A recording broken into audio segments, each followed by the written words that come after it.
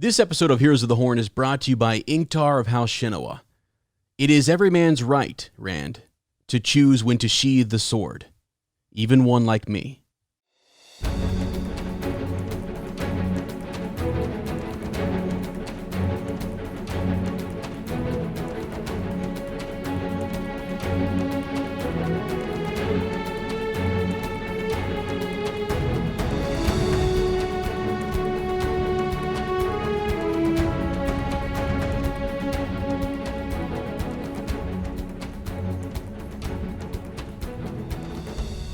Welcome to Heroes of the Horn, a Wheel of Time podcast. I am Sir Matt.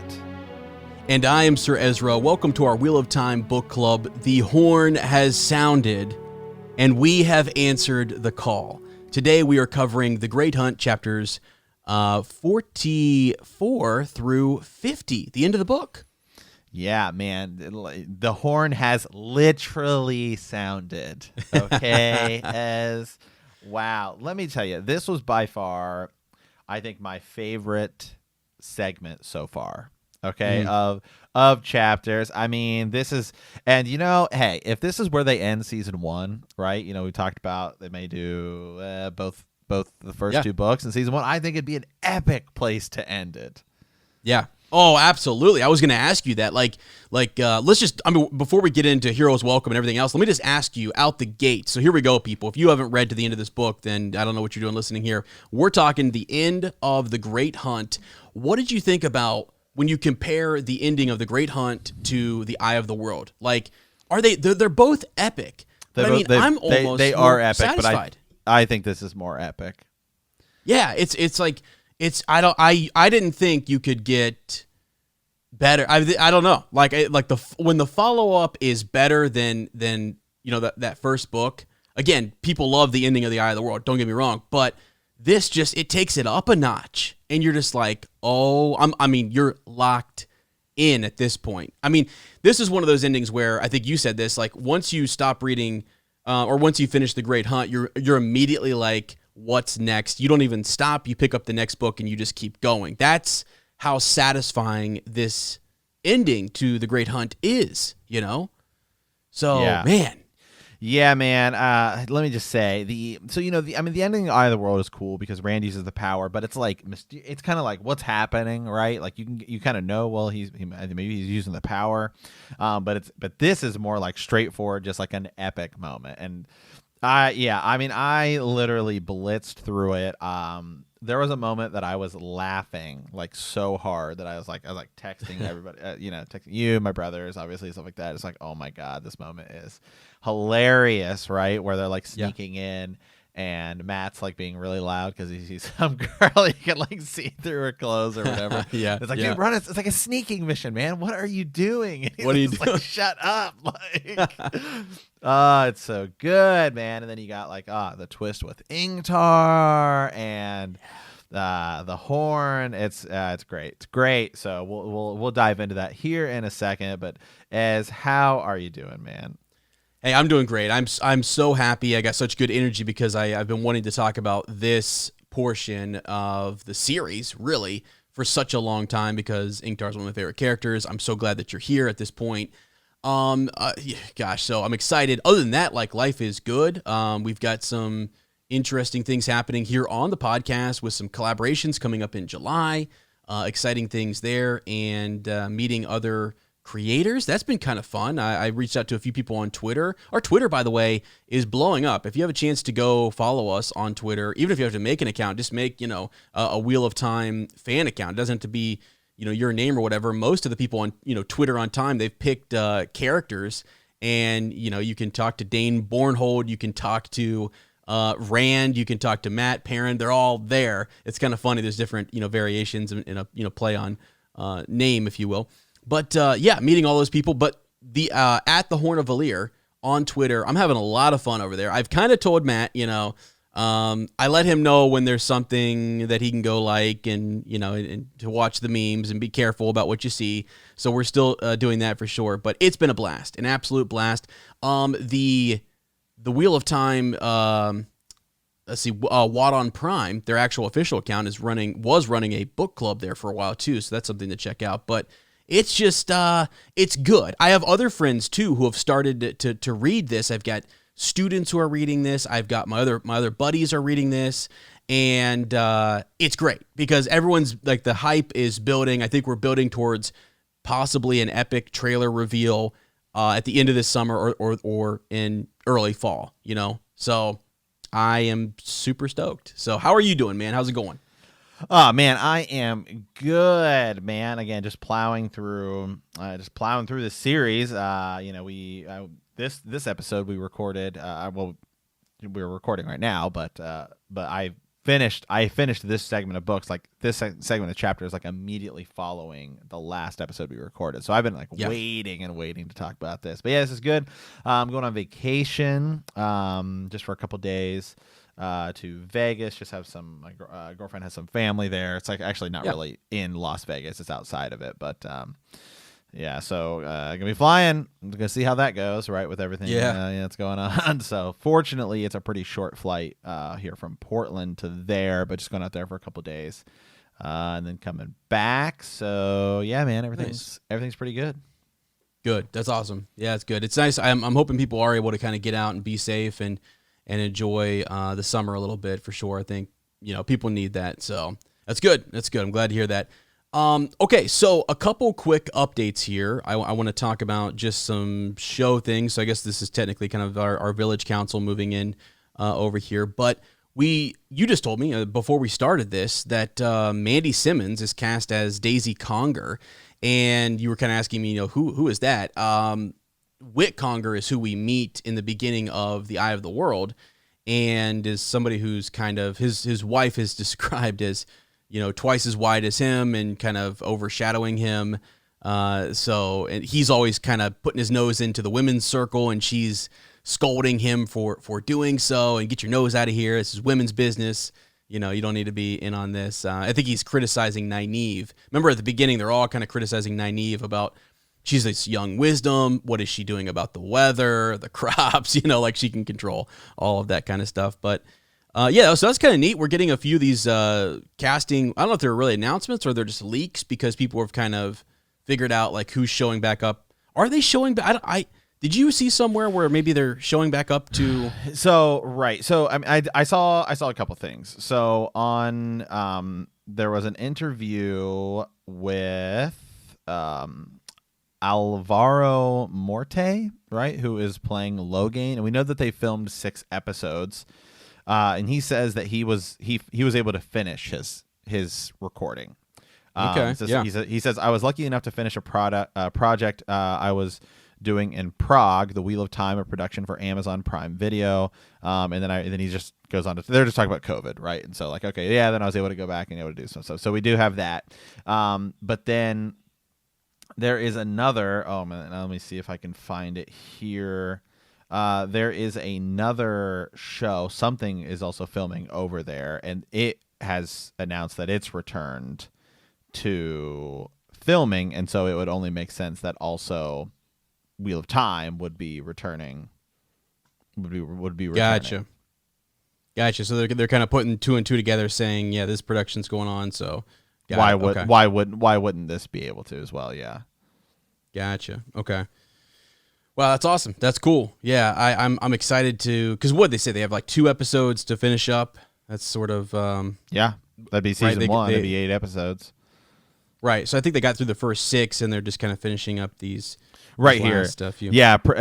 So let me see here. Okay, so the Czech Republic, right, which is where Prague is production is gearing up to resume. This is from Screen Daily. Is gearing up, right, to resume with stuff, and they're giving guidelines so TV and shoots can continue to film there, all this kind of stuff. They're specifically talking about the Disney Plus show, which is going to be the Falcon, Winter Soldier, right? Like the Marvel Cinematic Universe stuff. It was suspended in March, so if this show is now able to go back on filming, then you would obviously have to imagine that Wheel of Time would be as well. Gotcha. Okay.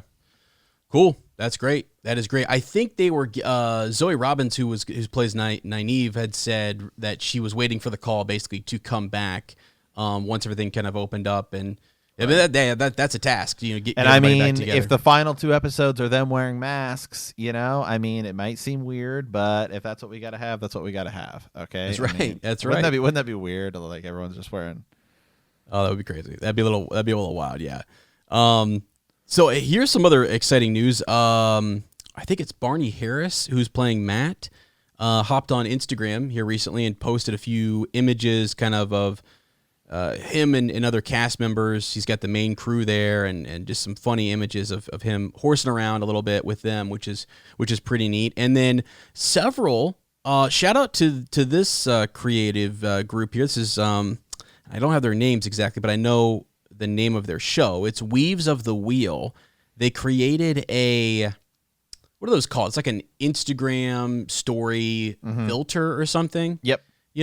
Yeah, well, essentially where you're looking at the camera and then on your forehead will be this little thing, and it's like, it's rolling through, randomizing, looking at you, and then it's going to declare that you're either brown Aja, blue Aja, green Aja, whatever it may be. So they kind of created that, and several of the members of the cast have been going on their social media and using that. So I think that's like really cool. I was like, whoa, so yeah, I don't know if you want to try that. If any of our listeners, want to try that, just tag them in it.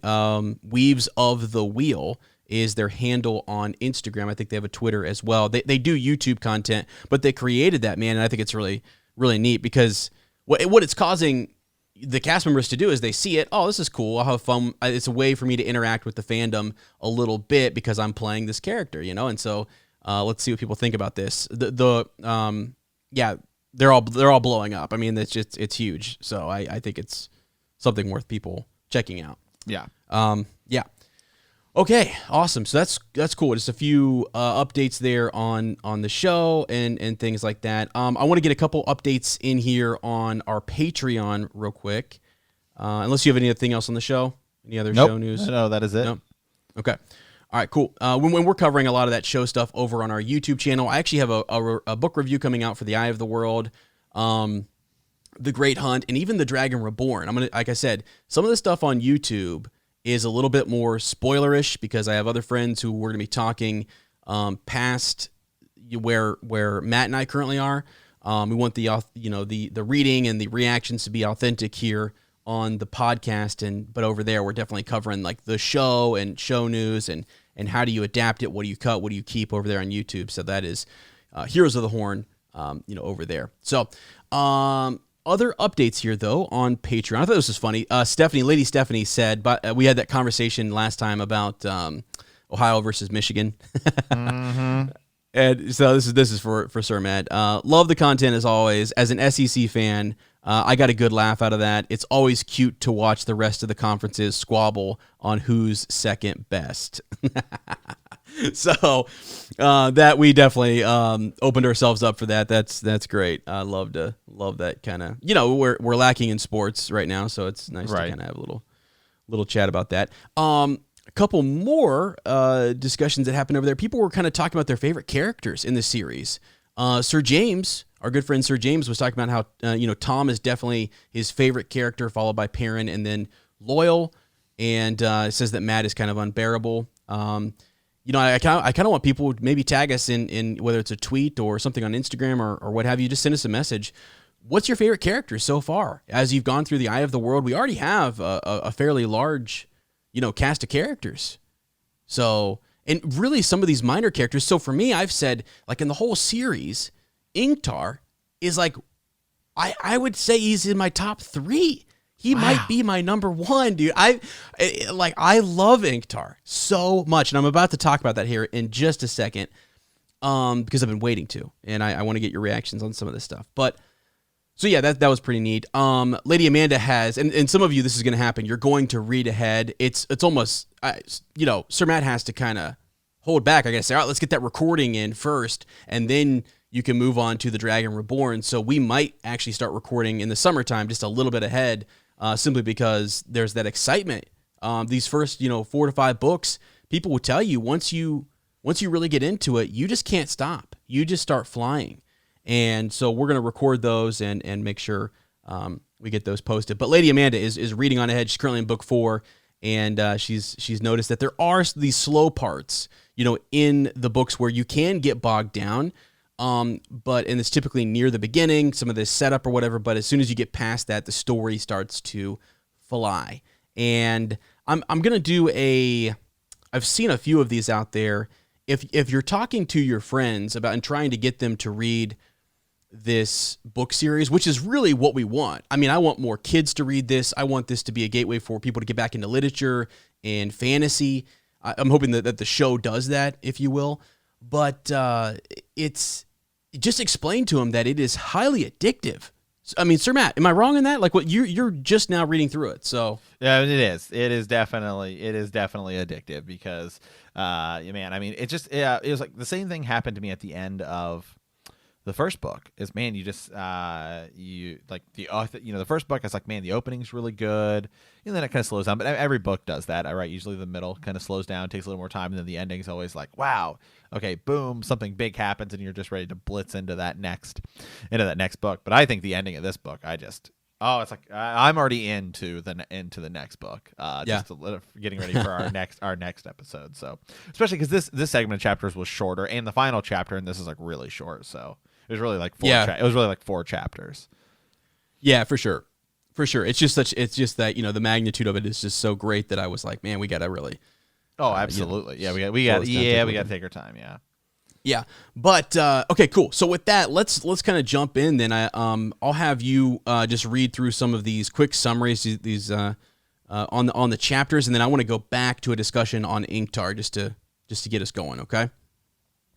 Okay, chapter 44. Rand, Mat, Perrin, Ingtar, and Huron leave the group to go into Falme. Bornhold tells Briar not to take part in the upcoming battle and to tell Dane what has happened.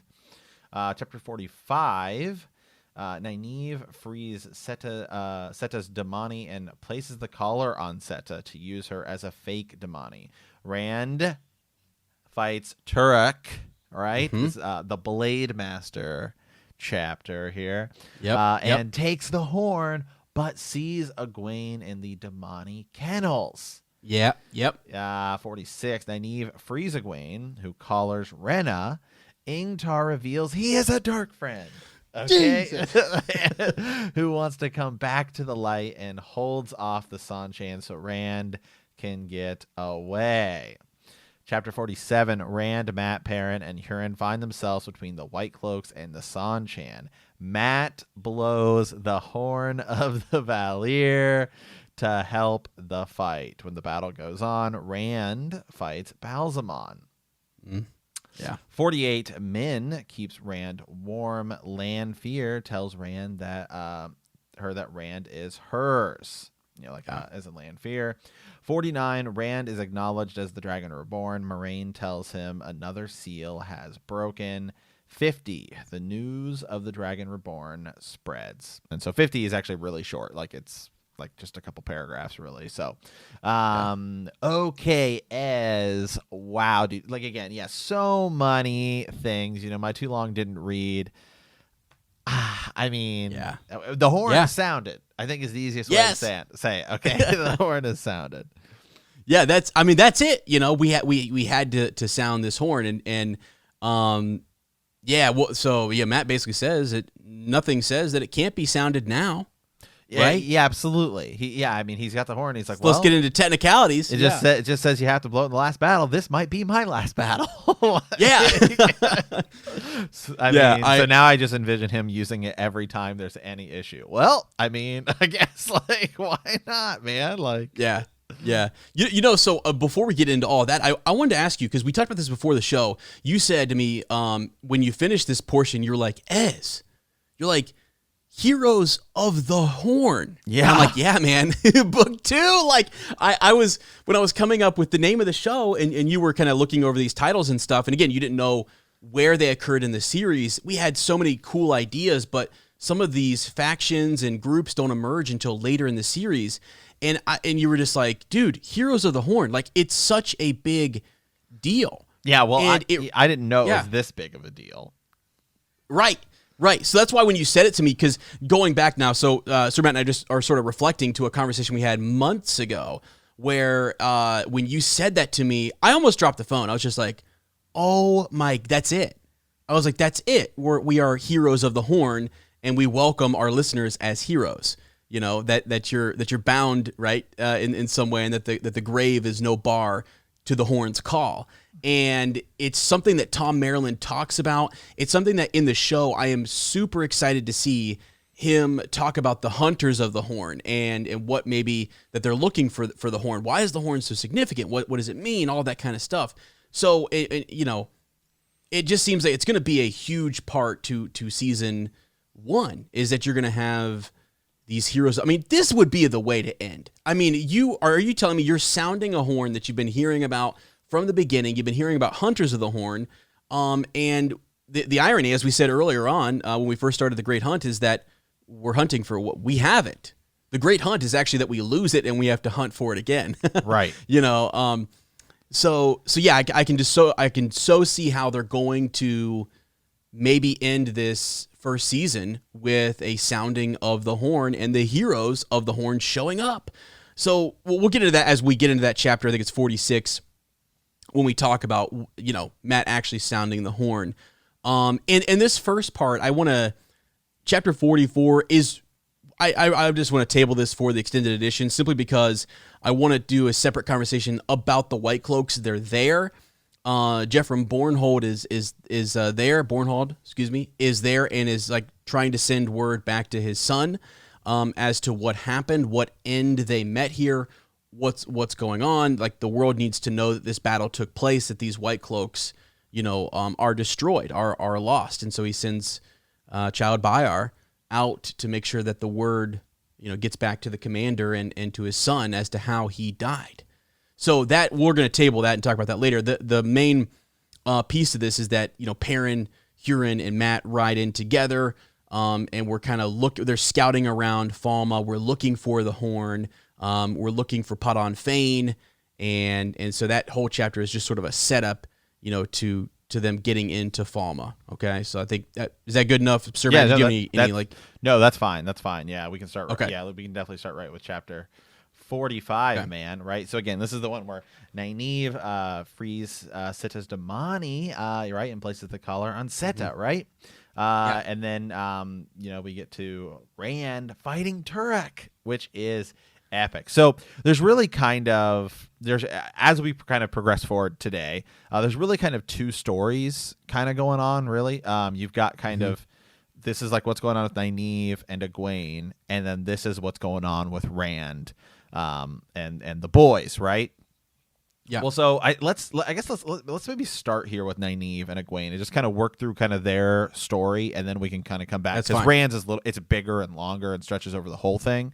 Because theirs kind of ends really after this next chapter here, right? And so you have Nynaeve, Min, and Elaine, right? And they're all kind of getting this plan together we got to free Egwene, right? We gotta free Egwene.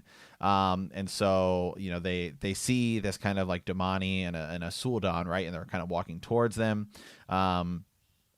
And so Nynaeve, she like focuses all of her anger, right? On the leashed one and the leash holders, right? And then she's like all kinds of upset, right? Because they put that filthy collar on Egwene's neck, right? And she channels it and stuff like that. And so essentially what happens is they are gonna, their plan is that if they can kind of look like everybody else, they can at least go get to where Egwene is. And so they do that by placing a collar on this person. No, exactly. So that's the cool thing here is that all of these girls are learning their powers. They're starting to understand what they can do. They don't yet really know. And so it's interesting to see them kind of learn. Like once they see a weave, well, now they've got it. They seem to have to pick up things really quickly. Nynaeve then is sort of messing around with the item and is figuring out how, like the collar, how do I take that off? I mean, if we got to Egwene, like what are we dealing with here? Like why has she not been able to get it off or to leave or whatever? So Nynaeve is kind of thinking ahead there, saying we've got to capture one of these people. We got to figure out like how this works. So yeah, she frees Seta's Damani, and then she places the collar on Seta and figures out how this works. And then she dresses up in Seta's clothes with the lightning bolts, and no one, I mean, honestly, a lot of times people avert their eyes when they see that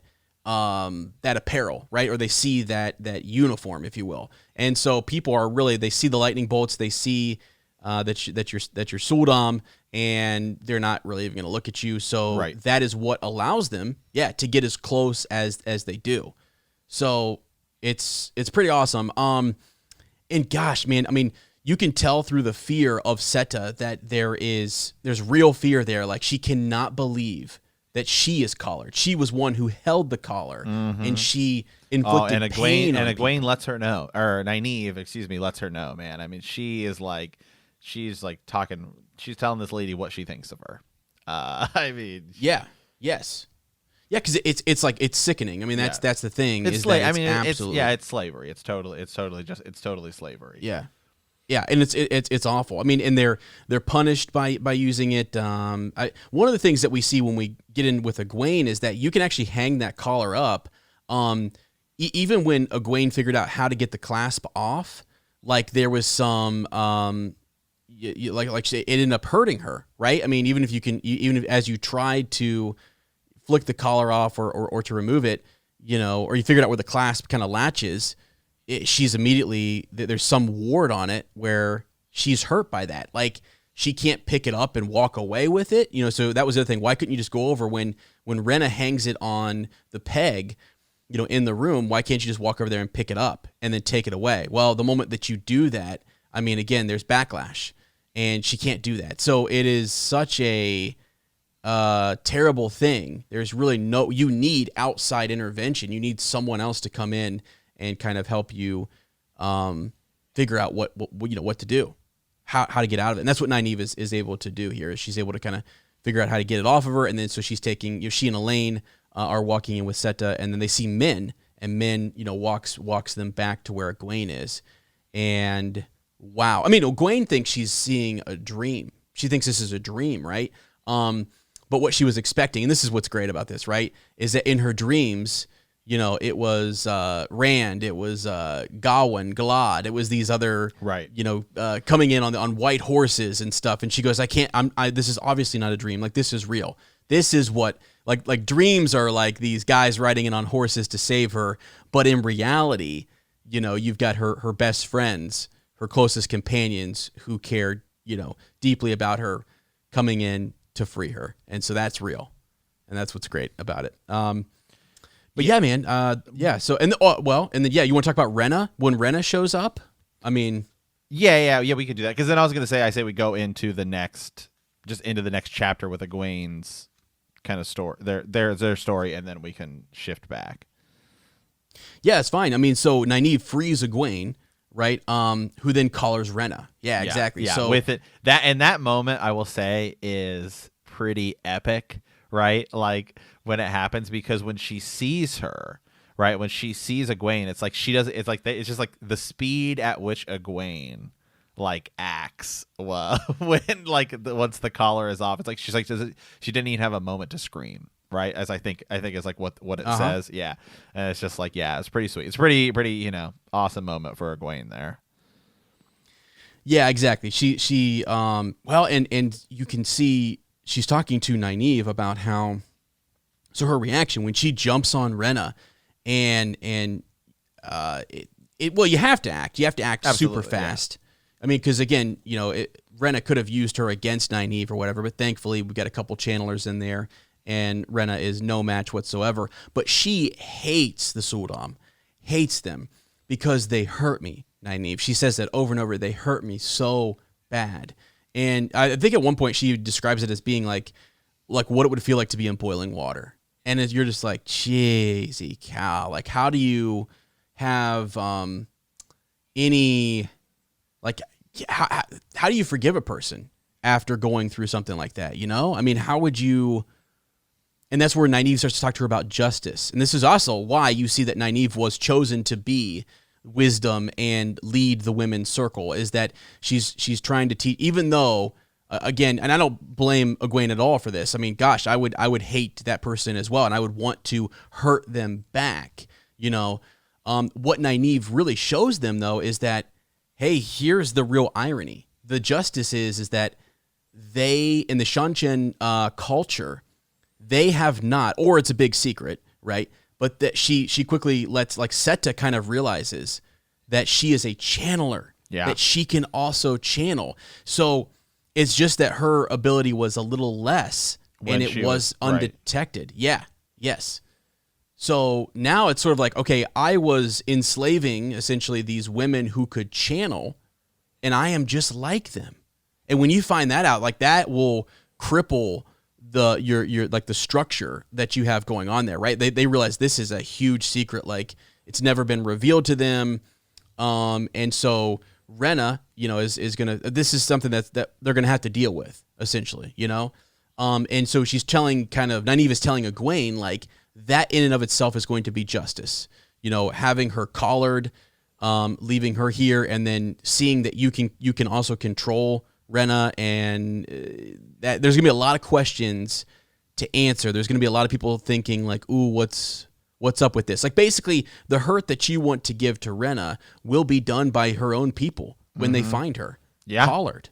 You know, exactly. I mean, yeah. Like what? Like, yeah. Because how did you let this happen? I mean, you know, all of those questions she's gonna have to answer because of that. Right. Yeah, exactly. And you know, the disgusting thing is, and this is again something Robert Jordan is, gosh, it makes you think. It's awful. She treats her like a pet. She calls her Toolie, and she's questioning Nynaeve, like, what are you doing in here, you know, with my pet? You didn't request an audience. You know, this is crazy. And you learn more about their customs and stuff, and property and rights, and who has the ability to go in here and speak to the Damani. It's just the Suldam. But yeah, she quickly gets overwhelmed by Egwene, sobbing and just super upset. But Nynaeve comforts her, and they're able to kind of find some form of, you know, justice there. Right. So I think, yeah, and that's and that's not necessarily the end of Min and Elaine's kind of story for the rest of these chapters, but it's kind of really the end of Egwene and Nynaeve. So now let's step back here and go back to chapter 45. And so this is when we see what's going on with Rand. So remember, so they are sneaking in, right? So they're like this whole kind of event's happening, right? Rand and the boys basically are sneaking in, and they're going to try and go get the horn of Valir, right? They want to get the horn.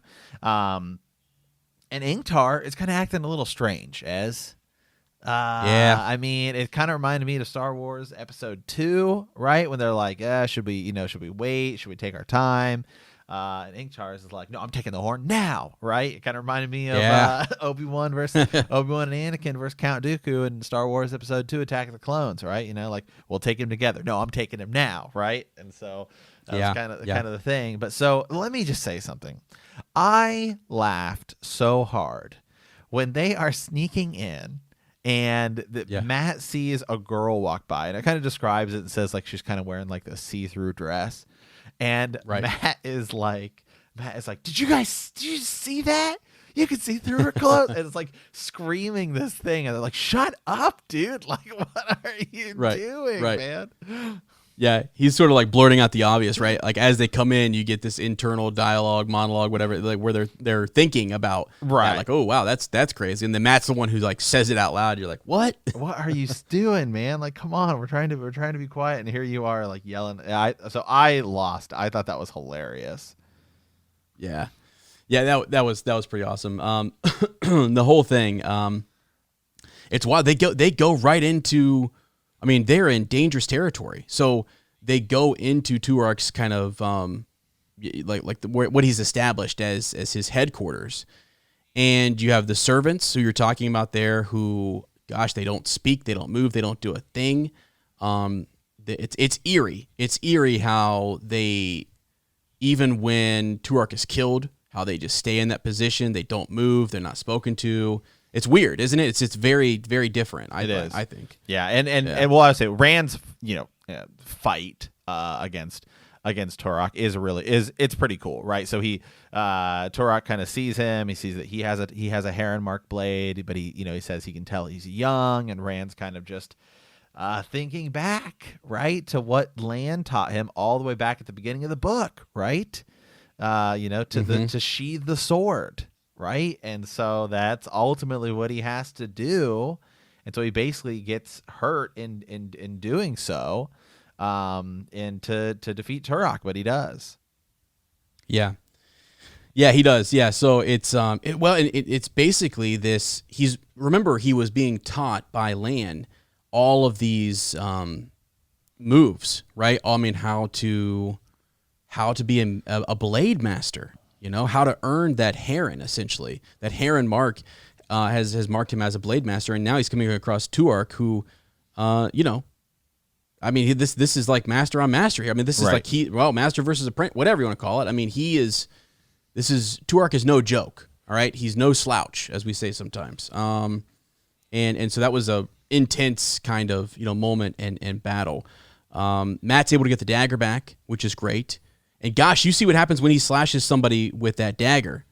It's awful. Yeah. I mean, it says his hand like swells up and then kind of like falls off. It's like, oh geez. Right. Yeah. Shrieking as his face grew black and his eyes bulged overripe plums until a dark swollen tongue, gagged him. He twitched, choking, heels drumming, and he did not move again. Yeah. Every bit of his exposed flesh was black and putrid pitch. It looked ready to burst at the touch. Yeah. Matt is sort of like, even Turak is staring at it open mouth, like sort of like, what? Like just can't really believe. And it's Ingtar who speaks up. He's like, you see, we're not so easy meat, right? Because they're a fight's about to break out. So yeah.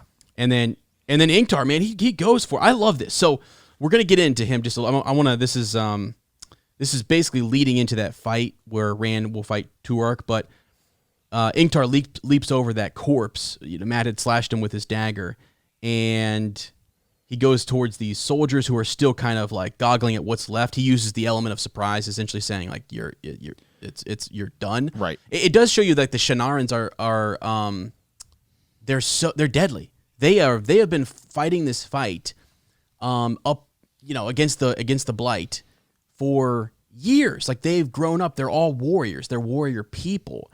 And they understand, they can see when they see an advantage, they take it. So yeah, he's jumping over, about to attack the soldiers, and he cries out, Shinowa! Yeah. He cried, follow me! Huron leaped after him. The soldiers fell back before them, the sounds of steel on steel rising. The Seanchan at the other end of the room stared forward as Ingtar moved. But then they were falling back, too, before Matt's thrusting dagger. I mean, Matt's, all he has to do is kind of like wave that dagger, and they're like, oh, shoot, don't touch me with that. I mean, that's, like, I don't want to, it's not just death. It's like a terrible death, like the way in which when you're cut by that. I mean, you could see that in the blackness, just the way that person's body swelled up and changed. It was just awful. Yeah. So yeah, Matt, Perrin's moving in then, he's got his axe out and everything. So in the space of heartbeats, Rand stood alone facing Turak, who held his blade upright before him. His moment of shock was gone. His eyes were sharp on Rand's face. The black and swollen body of one of his soldiers might as well not existed. It did not seem to exist for the two servants either, any more than Rand and his sword existed. So those servants, it's one of those things where I pointed out that the Seanchan are just, I don't like them. I don't like the way they're treating Egwene. I don't like their servants seem to be, they freak me out a little bit simply because they know that if they move or if they flinch or whatever, Turak could turn on them, or he'll notice that. Even like if Turak wins and those servants didn't perform their duty and do what they were supposed to do, I don't think they make it, or they're punished in some way, Yeah. So let's read on a little bit more here. So his, okay, yeah. Let's see. So they didn't seem to exist. Okay, fading now from the room to either side of so the soldiers and the sounds of fighting are fading out into the hallways. Ingtar, Perrin, and Matt are just getting after it.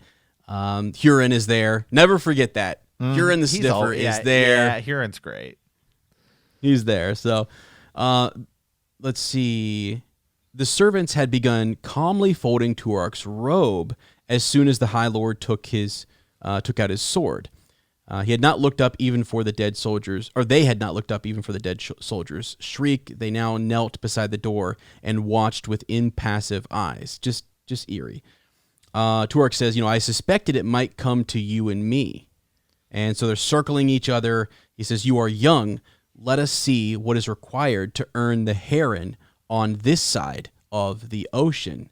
So that heron marking, he's recognized even from a foreigner as being a blade master. Like that's interesting. This is like an ancient mark. This must be something that is that's been around for a long time, I guess, right? Yeah. So yeah, and I would say it's like a stare down, right? Like when they actually like get start to battle, right? I mean, it's and Rand is talking about like trying to find the void, right? Like like that Tam taught him, and he keeps reflecting on that and reflecting on that, but he may not have the time to. Yeah, exactly. So that's a good point. So let me read that part because it's interesting. So as he's seeking the void, saidin waited just outside the void. His heart leapt with eagerness, right? He's always wanting to summon it, to call it, to channel it. But he's also thinking that he can sense that Egwene is close by. He can sense, he realizes that Damani are also nearby. So if he touched saidin, and if he could not stop himself channeling, they would know, right? So those Damani, would realize it, and then he'd be fighting all of them. So it is still kind of a secret thing. We've got to sneak in here. We're way outnumbered. Oh, we're way outnumbered. Yeah, absolutely. Right. So they cannot go. This is an army of Seanchan. Varen had told him, right, that he would be, if he does channel, then he's gonna be surrounded. There's just that she won't be able to help him. I mean, no one. He's on his own. So he's facing Turak, and he's like, I have to leave here alive. I have to free Egwene. He raised his blade. Turak glided toward him on silent feet. Blade rang on blade like hammer on anvil. I mean, I love the way he describes fighting too. Like Robert Jordan really gets into it here. So, but yeah, this fight goes on. There's these quick wrist movements, quick feet. Rand is realizing that he's a little outmatched. I mean, like at first, a little bit like he's kind of overwhelmed. But then Turak is realizing, although he's young, he's a quick learner. And he's been trained by Lan, so he's good, Matt. He's good. Mm-hmm. Yeah. So he fights him, and let's see if we can find this real quick here. So the tip of Turak's heavy sword made a stinging trench just under his left eye. A flap of coat sleeve hung away from his shoulder, the darker for being wet. Under a neat slash beneath his right arm, precise as a tailor's cut, he could feel warm dampness spreading down his ribs. There was disappointment on the High Lord's face. He stepped back with a gesture of disgust. Where did you find that blade, boy? Or do you here truly award the heron to those no more skilled than you? No matter, make your peace. It is time to die. So he's having at Rand here. He's cutting him up a little bit. So, so the void enveloped Rand. saidin flowed towards him, glowing with the promise of the one power, but he ignored it. It was no more difficult than ignoring the barbed thorn twisting in his flesh. He refused to be filled with the power. So he's choosing, again, just to use his own skills and kind of get in that oneness. And to not channel. Yeah. Right, exactly. And he starts to recognize, we go over some of the moves, he's recognizing all these different, things. He's starting to call upon his own training. And so that disappointment and that disgust that was there in Turak's face is going away, and it's replaced by surprise and then connection. And he's realizing, what Rand is trying to do, So let's see. We're almost there. Rand's thoughts floated outside the void. Apart from him, hardly noticed. It was not enough. He had faced a blade master, and with the void and every ounce of his skill, he was barely managing to hold his own. Barely. He had to end it before Turak finally did. And then in question mark, saidin? No. Sometimes it is necessary to sheathe the sword in your own flesh, but that would not help Egwene either. So basically saying, if I allow him to thrust his sword into my side, even though I can land a killing blow, that's not gonna help me get Egwene, right? Yeah. So he had to end it. He had to end it now. This is such a cool part. Turak's eyes widened as Rand, glided forward. So far, he had only defended. Now he attacked, all out. The boar rushes down the mountain. I love these, dude. Anytime they go, like, the boar rushes down the mountain. So it's an attack move, right? Every movement of his blade was an attempt to reach the High Lord. Now all Turak could do was retreat and defend. In an instant, while Turak still tried to face the boar, Rand charged. The river undercuts the bank. He dropped to one knee, blade slashing across. He did not need Turak's gasp or the feel of resistance to his cut to know. He heard two thumps and turned his head, knowing what he would see. He looked down the length of his blade, wet and red, to where the High Lord lay. Sword tumbled from his limp hand, and a dark dampness staining the birds woven in the carpet. Got him. He got him, Sir Matt. It's just pretty cool. So I like that because, he could have used other things, but he's showing that, even though I may not be as experienced or haven't used these skills as much, like, I think it's a credit to Lan in his teaching, and then just that he is this quick learner, and he's super strong. He's big. He's tall. He's got a longer reach. I mean, yeah, Rand is this is a good moment for him because he really shows off and is developing into someone who can handle the blade and is someone who is worthy of that Heron mark. And that's what I like, because I think up to this point you're kind of thinking, like, is he really just a poser? Is he a guy who just has a Heron mark sword and he's not actually a blade master, which is exactly what Turak is saying about him. Right. Well, that's what a lot of people are saying about him. Right. I mean, people say that throughout this entire book, but then then he actually is able to take somebody down. Right. And so he's kind of learning how to become a blade master. Right. This whole book. Right. I mean, he's carrying the thing. The first time he says, I'm less than a year old. He's like, it feels awkward. It feels weird to say. Right.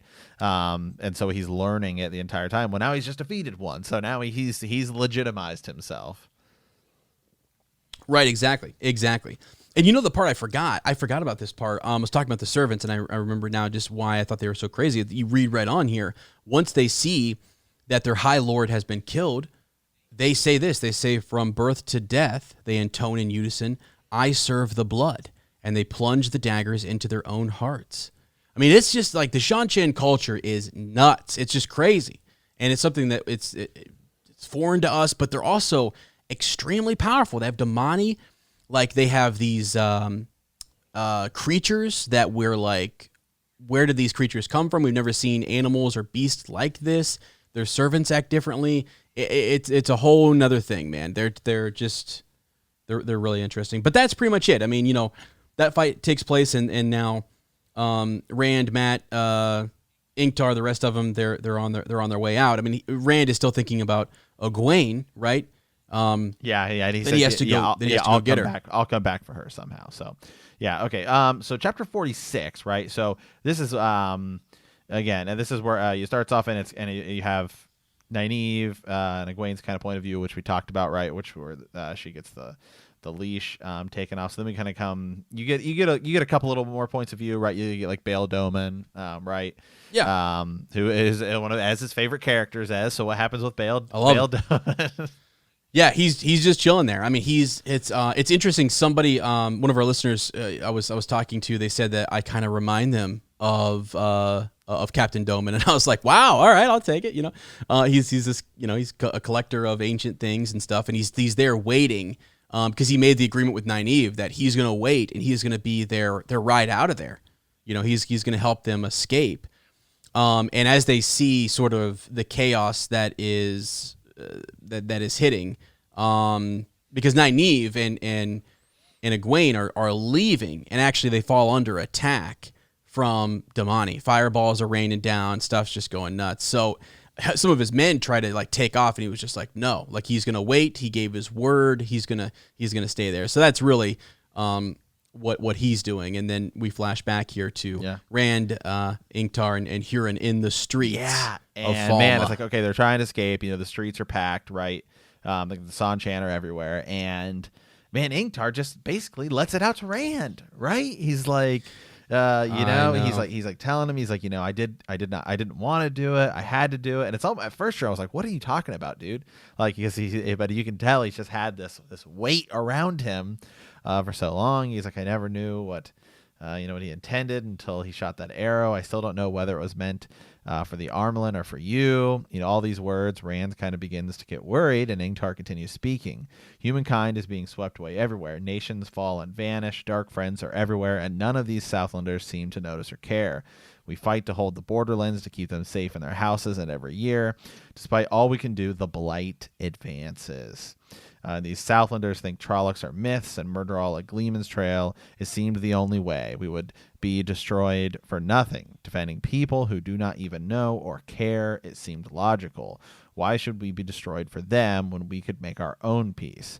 Better the shadow, I thought, unless oblivion, right? Like Carrion or Hardren, or it seems so logical. That Rand is realizing that Ingtar is a dark friend. I know, man. So it is. Let me just slow this down. I wanted to get to this point. I've been waiting for this for so long. So I can totally see, and I've often when I just tweeted the other day. By the way, I literally tweeted the word. It was last night. I tweeted, light and Shinowa. Right. I tweeted that, and I said, if this didn't give you chills, like I don't know what will. First of all, but I said if it did give you chills, like. If you're here, the horn retweet. But it was like every time I've read this, it just grows on me more and more. And he is sitting there thinking, first of all, he's like, it's almost like he's speaking to himself. He looks down this alley, and he says, one man could hold 50 here. It's as if he says it to himself, right? And then he keeps looking around, and he says, one man holding 50 at a narrow passage. Not a bad way to die. Yeah. Songs have been made about less. And you're sitting there going like, wait, Ingtar, wait, what do you do? What are you saying? What are you trying to say? What? You don't need to die. It's okay. It's okay. This is a man who has been looking for a way to redeem himself for so long. He didn't realize he is not. I don't think he hasn't served the shadow for years. He literally, he didn't see when they're going to Tarwin's Gap. He thinks it's it. This is it. He's going to fight, and he wants to desperately fight against the shadow. That's what he wants to do. So he's a man who is torn. Like, he'll go fight, but if there's a way to save people and to not have to face oblivion, then he'll take it because he cares. And he's almost a little bit bitter. Like, people in the Two Rivers in Emond's Field, they think Trollocs are a Gleeman's Tale. But I face them every day, like we don't let people wear hoods. Why? Because we want to see your face. We want to see your eyes. The eyeless are not allowed to walk, or we'll kill them. They face down fades. I mean, he's been facing the shadow for years, and so when you get to that point where you're like, I don't see a way, I don't see a path forward, and it seems like no one in the world. I mean, if the world were backing us and if they were helping us fight, I'd never turn.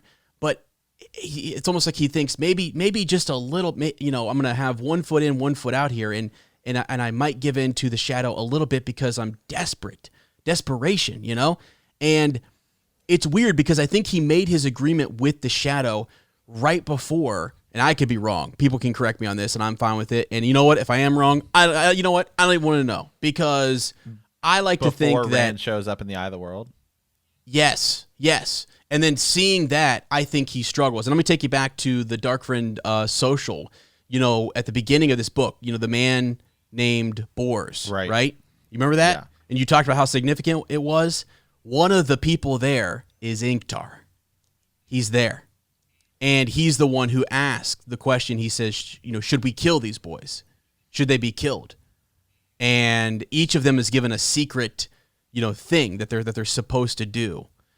And when does that take place? Is that after the events of the Iowa? Is it before? All that kind of stuff. We can talk about that a different time. But So to me, man, he is somebody who was looking for this way, and he didn't think there would be. Once he meets Rand and he gets to know him, and he says, basically that you should have had the command, like you are a better man than me, and all of this stuff. He's been looking for a way to redeem himself. He wants the horn so desperately because he could use it against the shadow. If he won a great battle against the shadow, maybe that he could re-embrace the light, that he would be worthy, that he could step away from this life of darkness or whatever, or that he could redeem himself for the dark deeds, for allowing Padan Fain into Faldara, right? And not knowing, what, yeah, man, that's all the stuff that he's struggling with. And when he comes out of the portal stone, you see the desperation and how desperate he was just to do one deed, to find one thing that would redeem him. And he's standing here, and let me tell you, the wheel weaves, my friend, and it gave him an opportunity. Right here, he sees it. He sees this is a spot. I could make my final stand here. I could maybe do something.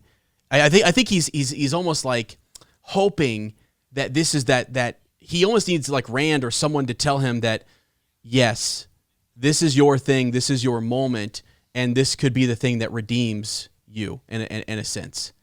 And I absolutely love it. Let's see. Let's move on here. Let's get a couple more things that he says. So Rand felt that chill. He stared at Ingtar. What are you saying? Humankind is being swept away. We talked about all of that. It seemed the only way, right? Okay. Rand grabbed Ingtar. You aren't making any sense. He can't mean what he's saying. He can't. Say it plain, whatever you mean. You're talking crazy. For the first time, Ingtar looked at Rand. His eyes shone with unshed tears. You are a better man than I. Shepherd or Lord, a better man. The prophecy says, Let who sounds me think not of glory, but only salvation. It was my salvation I was thinking of. I would sound the horn and lead the heroes of the ages against Sheol. Let's freaking go. That's what he wants to do, okay? Surely that would have been enough to save me. No man can walk so long in the shadow that he cannot come again to the light. Let me read that again. I'm going to put it on a shirt, by the way. No man can walk so long in the shadow that he cannot come again to the light. That is what they say. Surely that would have been enough to wash away what I have been and done. Oh, jeez. Oh, God. Rand says, oh, light, Ingtar, right? And then he says, I think wanting to is enough. I think all you have to do is stop being one of them. And then Ingtar kind of flinches, right? As if he had said the word dark friend. Yeah. Oh my gosh. And I have to read this because it's just so good. Rand, when Varen brought us here with the portal stones, I lived other lives. Sometimes I held the horn, but I never sounded it. I tried to escape what I'd become, but I never did. Always there was something else required of me, always something worse than the last, until I was... You were ready to give up. You were ready to give it up to save a friend. Think not of glory. O light, help me. Oh my gosh, man. So after a time, Ingtar spoke again firmly. There has to be a price, Rand. There is always a price. Perhaps I can pay it here. He starts to say, Ingtar. He said, it's every man's right, Rand, to choose when to sheathe the sword, even one like me. Oh my gosh. He tells him to go. He tells him to, leave. And it's like, as he's doing that, I just see him taking out his sword, standing down, watching the Seanchan come towards him, and he's telling Rand, leave. One man can hold off 50. Is this going to be? This will be my final stand in the show. Yes, it will be. It absolutely will be. It has to be. I mean, I'm even okay if you introduce this character a little earlier if you have to, and have us kind of say, yeah, that guy's awesome. Like, he's respected, he's whatever. And then we feel so like, no, he can't be a dark friend. No. But yet you realize all these things. He's been working for the shadow. But yet at the same time, he's a man who almost like made a bargain with the devil and doesn't know how to get his soul back. Yeah. And is searching for a way to do that. And he thinks the horn is his salvation, but that's not it. Rand says like, all you have to do is want it and just to be that, to stop being one of them. And so as they're riding into the next chapter and Rand meets up with and Huron, I mean, they oh gosh, let me go back to that line real quick. Here we go. Okay. So he says, I know, Ingtar. Rand drew a deep breath. The light shine on you, Lord Ingtar of House Shinowa, and may you shelter in the palm of the Creator's hand. He touched Ingtar's shoulder. The last embrace of the mother welcome you home. Huron gasped. Huron knows that is basically something you say to a man who is dead. Yeah. He's committed. He knows that this is it. I will fight until I die. I will keep them off, Rand and everyone else. I will allow you to escape, just out to the countryside where we'll continue the rest of the story. And as Rand rides up to them, and they're like, where's Ingtar, right? And he says, he might as well. He's dying. He's dying for us. He's fighting for the light, and then you hear Ingtar in the distance, the light. I see that moment and I go, I have chills. I'm just like, this is I don't know. What do you think? It's sweet. I mean, yeah, because I was thinking about it when it's happening. It's like, oh my God, Ingtar's a dark friend. And then you start to thinking about it a little bit. Okay, like I can see it. It kind of makes sense.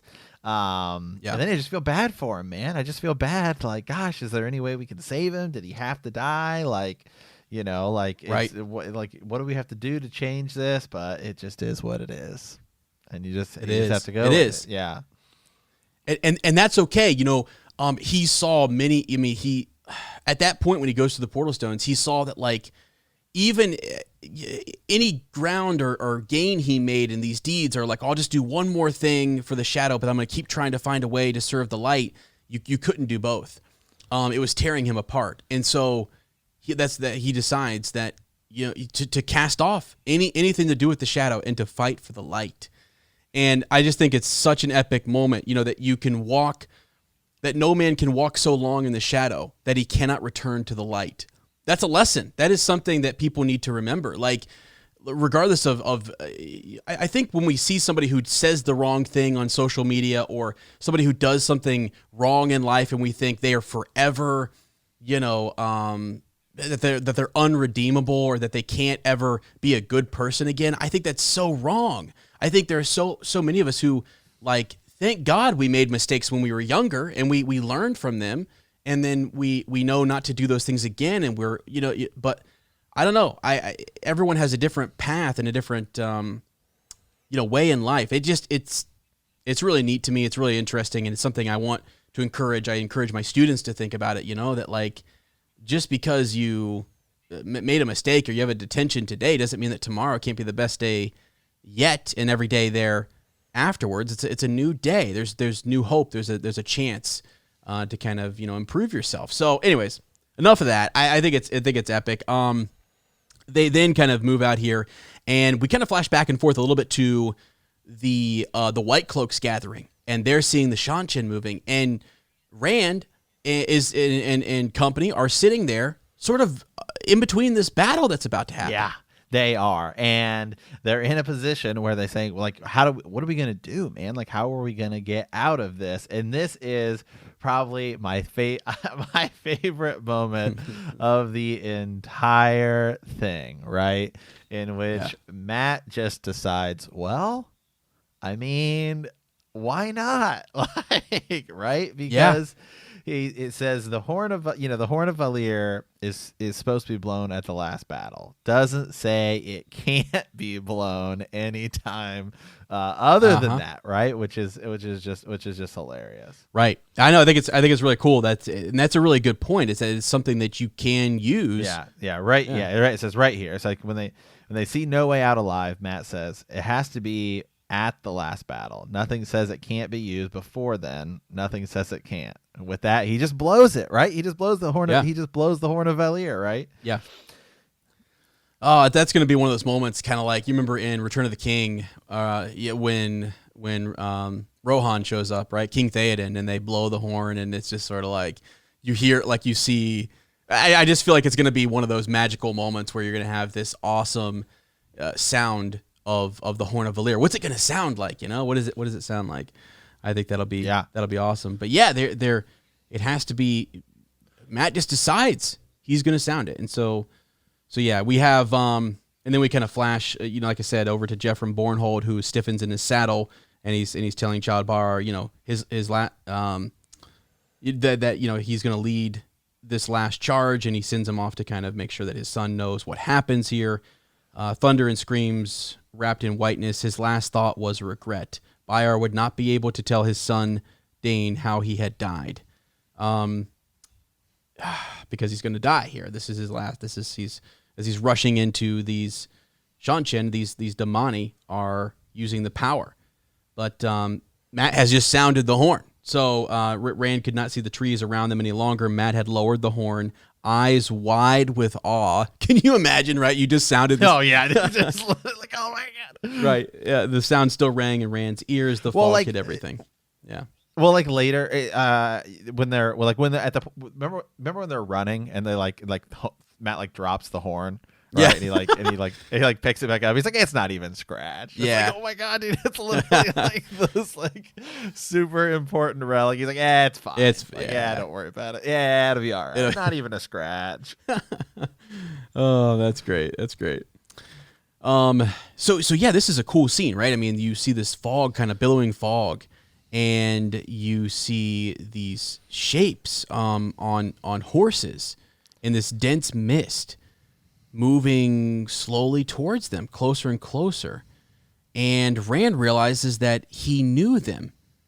Men not all in armor, and women. Their clothes and their weapons came from every age, but he knew them all. So that's pretty cool. What is that all about? You know what I mean? He knows these people. So you've got, Rogash Eagle Eye was there. Guido Kane. Brigida is there. It's awesome. They're all kind of rolling up. Brigida Silverbow. Uh-huh. Yeah. Yep. Yeah. I mean, pretty freaking awesome. And he realizes as he looks at their faces that this person might have been called Michael instead of Mikkel, but that is the same person. He's known by different names maybe throughout the ages, but essentially it's the same person. So as if these people have lived multiple lives. You know what I mean? That's interesting because we heard Tom Maryland talking about that in the first book, and it's something that Matt is kind of wondering, about. So, yeah.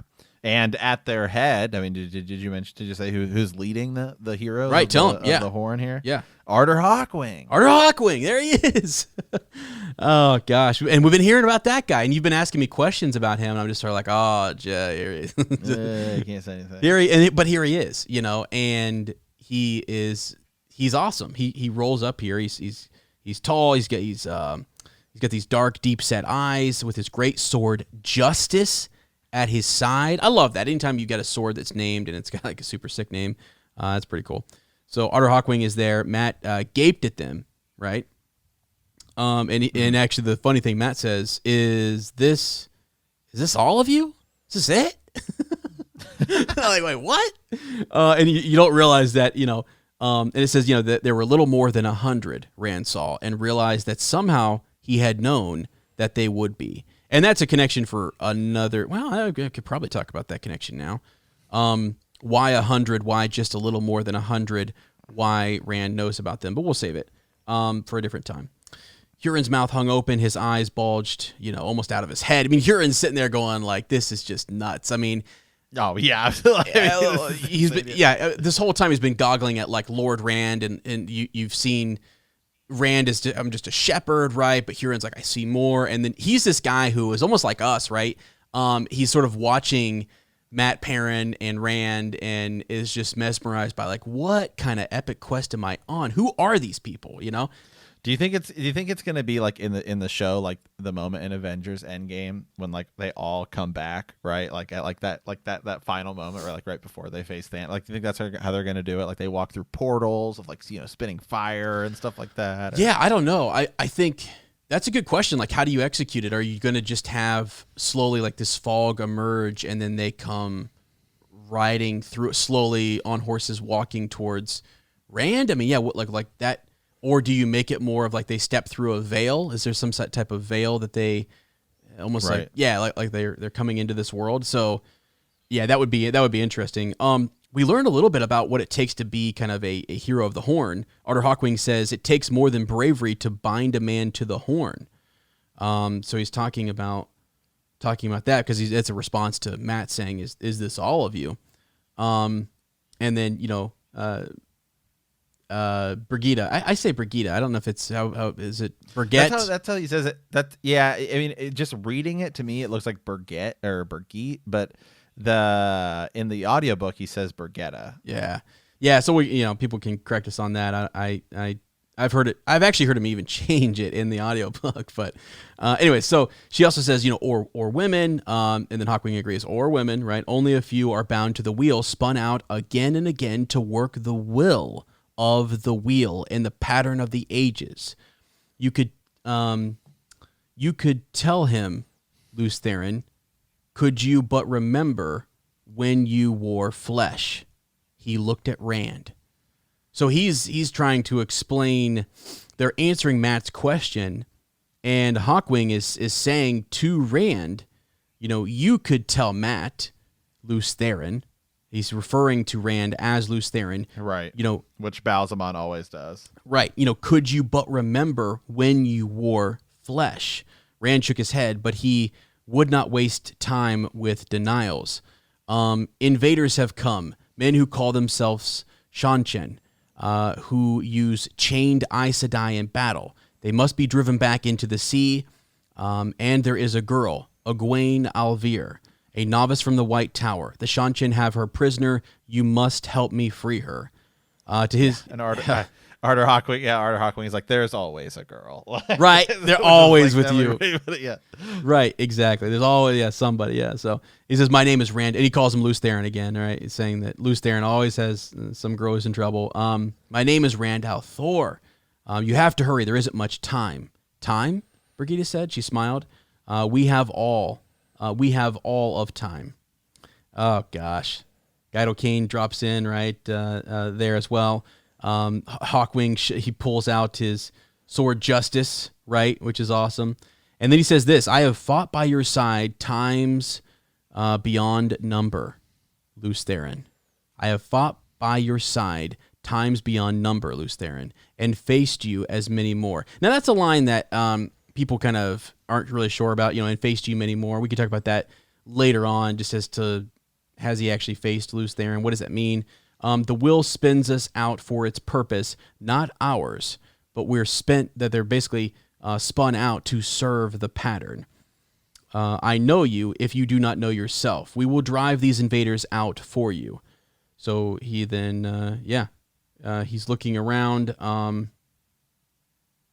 He's looking at. So they talk about the banner, right? And earlier, Rand had hid that banner to make sure Varen hadn't got it back in Falme, right? Yes. So Rand tore open the straps of his saddlebag, and he pulls out the freaking banner. Mm-hmm. Nuts. And so that's just like, and again, you got to be, again, if you're looking at Huron going, he's got to be sitting there going, he's got to be shaking his head, just mouth wide open. Yeah, wait, I've been with this guy for months now. What in the world? The pattern weaves itself around our necks like halters, Arthur Hawkwing said. You are here. The banner is here. The weave of this moment is set. We have come to the horn, but we must follow the banner and the dragon. Huron made a faint sound as if his throat had seized. Burn me. It's true. Burn me, Matt says, right? So then, they get it all kind of put up there, and they're going to follow the banner into battle. Give it to me, Rand. If they need it, give it to me. Hastily, Rand helped him tie the banner to the pole. When Perrin had remounted, pole in hand, a current of air seemed to ripple the pale length of his banner, so the serpentine dragon appeared to move alive. So here we go. We've got, they're basically saying, get that banner out. The only way this is going to work is we're going to follow the dragon. and you got to have the dragon banner there. So he tells, Rand tells Huron, you stay here. When it's over, you will be safe here. Huron drew his sword, holding it as if it might actually be some use from horseback. Begging your pardon, Lord Rand, but I think not.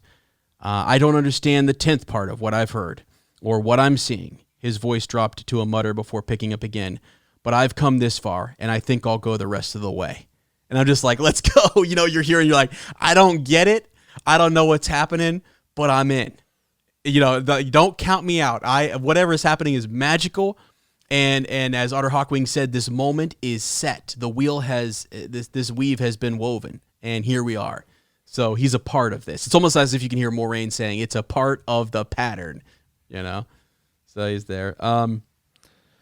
But so here we go. And then Hawkwing. Yeah. I mean, this is where you get kind of Matt sounding that horn again, that long high note, and basically that's what, it's awesome. You get that blowing of the horn. They march off into battle, and they get after the Seanchan. They beat him. Oh yeah. Right. I mean, it's, they soundly beat them. Yeah, but as that's happening though, right? Essentially. Yeah. Here comes Balzamon. Yep. Exactly. And can I just say something really quick? Mm-hmm. I sent you a message because we go into another Rand versus Balzamon kind of fight here. And I just sent you a message like, Balzamon talks a lot of BS. Okay. Yeah, he does. This dude keeps saying, "Oh, I've beaten you before," and it's like, then why aren't you in control? Okay, buddy. Yeah. Like, I'm really starting to feel like your threats are just a little idle. Uh-huh. Okay. Yeah. I mean, like, I'm really starting to be like, okay, here we go again. All right. Like. Yeah. Exactly. It's like you keep saying all this stuff. Let's go. Let's have at it here. I mean, that's essentially, and now he's basically declared himself. I mean, Perrin's riding forward with the dragon banner. Rand is being called Loose Theron, and they're saying that they'll follow the dragon. So they do. Perrin and Rand ride forward, and as you say, as they're riding, Rand seems to be like all of a sudden what he sees and he sees the battle going on, and then he sees Balzamon showing up. Suddenly he was right before him in a mist, throwing up his wide arms. And this is, it's wild. But I mean, it's like, this is that moment. Remember how Padan Fain's part of his job is to get Rand to this point. It's almost like this is a part of the plan, maybe like also, not only is it a part of the pattern, but maybe the Dark One, or Balzamon wants this to happen, I don't know. Mm-hmm. It's and Rand kind of Rand realizes, right, as this battle's going on, that they're like linked, right? Like, as he moves forward, so do the heroes. Mm-hmm. But if he takes a step back, then the Seanchan will they move forward essentially. Yeah. So he realizes that both these things are linked. I've got to win. Yeah, I have to. This is a fight, to save Egwene, to save those other pieces. I forgot to mention this, but when he thinks about Egwene earlier, he realizes that those are pieces to his life that he cannot lose, and they're so important. He doesn't know how or why, but his friends, Matt, Perrin, these other people who are around him, Egwene, Nynaeve, they're central to whatever is going on, and their safety is important to him. And that's again what he says to Hawkwing is that they must live. For any good to happen and for the light to win, they must live. Now, in this moment, he somehow knows that. And so it's not even just that, his friends' lives are at stake. The heroes are down there fighting, Matt and Perrin and Huron. But if they lose, Egwene is lost. In his mind, he's kind of thinking that. So as you say, when he makes his advance, when he presses Balzamon, then it seems like the heroes are doing better or winning. They're connected, as you say, linked. So, So let's see here.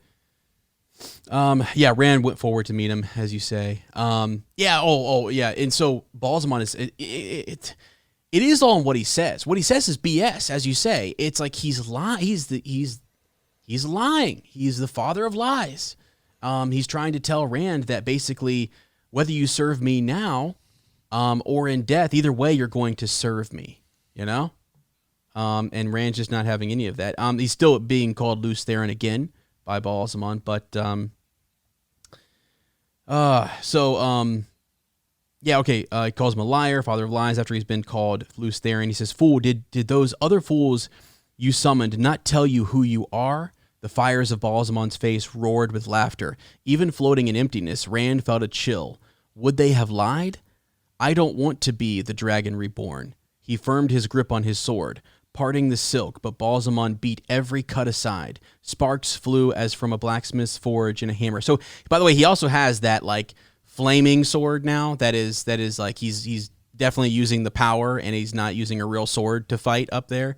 And it is Heron marked too, which is kind of cool. It's something that Rand manifests, makes for himself. So yeah, he says, I have business in Falme and none with you, never with you, Rand said. And he's thinking to himself, I have to hold his attention until they can free Egwene. And there's this battle of words. You have sounded the horn of Valyr. You are linked to it now. Do you think the worms of the White Tower will ever release you now? They will put you in, they will put chains around your neck so heavy that you'll never be able to cut free. And he's been saying that for a long time. He's been talking about false dragons and how the White Tower is going to control him. You can't trust these Aes Sedai. He's also hearing that from Tom Merrilyn. He heard that for a long time from him. So, back and forth. Again, the moon on the water. The hummingbird kisses the honey rose. All of these things, right? All these different sword forms that they're working through. Yeah, they're fighting desperately here, and then here we go. Okay, so will you remain a slug beneath a rock? This is Balzamon kind of taunting him. The darkness behind him boiled and stirred. You kill yourself while we stand here. The power rages in you. It burns you. It kills you. I alone in all the world can teach you how to control it. Remember, like the Aes Sedai, the female channelers, they can't guide Rand in this. Varen kind of alludes to that earlier with the portal stones. Serve me and live. Serve me or die. Never. So he kind of lashes out there. He launched himself towards Balzamon again. And then more and more fighting. He's also then, as you say, watching that battle with the Seanchan. Let's see. Where's the actual killing blow? Do you have that? Rand wanted to howl aloud. Suddenly he knew that the two battles were linked, as you say. They will not save you. Those who might save you will be carried far across the Arith Ocean. If you ever see them again, they will be collared slaves, and they will destroy you for their new masters. Now, there you go. You remember that Liandrin, right, her whole goal was to get these channelers. She's Black Aja. I'll go ahead and say it on the podcast. She's Black Aja. Well, she is. We find that out here shortly. I mean, so. Yeah. So, they, like, the whole thing, though, when she brought Egwene from the tower, and she brings her and she's betrayed, and they call her Egwene. Why? What was the purpose in that? And Balzamon just told us that they were going to take them back across the ocean, or they were going to be taken away, and that essentially those who could save Rand, this is what he says, this is what Balzamon is saying, those that could save him will be taken away from him. And so that's a part of his plan. We start to see what maybe he's working on here, and that once they're controlled, Egwene says this, they made her do things, Nynaeve, and I couldn't do anything about it. Like, I had to do whatever they made me do, even if I resisted with every morsel of my being. I still had to do it. And so he's saying to Rand, that's my plan. I'm going to use Egwene against you. Those Aes Sedai would have been the ones that maybe could have saved you, but they're mine now. And it also is interesting too, right, that they're fighting here. And then how does Balzamon not know that Nynaeve? It shows you that he's maybe not as all knowing as I don't think he is. I think he talks a lot of BS. Yeah, I think so too. So he just said, he's like, I fought you like thousands of times. It's like, then why aren't you in control? I mean, come on now. Right. I know, man. I know. So he's telling him to serve me, resist, I will destroy you, so on. Again, all that talk. And there's this thought. I have won again, Lews Therin. The thought was beyond the void. He shifted his sword. So for the first time, Rand realized that Balzamon acted if the Heron Mark blade. He acted as if the Heron Mark blade would actually harm him. So he starts to notice during the fight that Balzamon can be hurt, and that it seems like that the blade that he has formed can do that. He's thinking, is a thought here, steel can't hurt the Dark One, but Balzamon watched the sword warily. Rand was one with the sword. He could feel every particle of it. And so he's realizing, okay. He hears then Lan's voice. There will come a time when you want something more than you want life. Ingtar's voice. It is every man's right to choose when to sheathe the sword. The picture formed of Egwene, collared, living her life as a Damani. Threads of my life in danger. Egwene. If Hawkwing gets to Falme, he can save her. Before he knew it, he had taken the first position of Heron waiting in the rushes, balanced on one foot, sword raised, open and defenseless. Death is lighter than a feather, duty heavier than a mountain. Balzamon, stared at him. Why are you grinning like an idiot fool? Do you not know I can destroy you? And this is where he decides to sheath the sword. And so he allows Balzamon to strike. He gets this wound, which men will tend, and they're tending later on. He lets Balzamon strike him. And then he just, literally lays into him with his power wrought sword. And essentially, he's struck with his staff, with a spear. Rand screamed as he felt it pierced his side, burning like a white-hot poker. The void trembled, but he held on with the last of his strength and drove the Heron Mark blade into Balzamon's heart.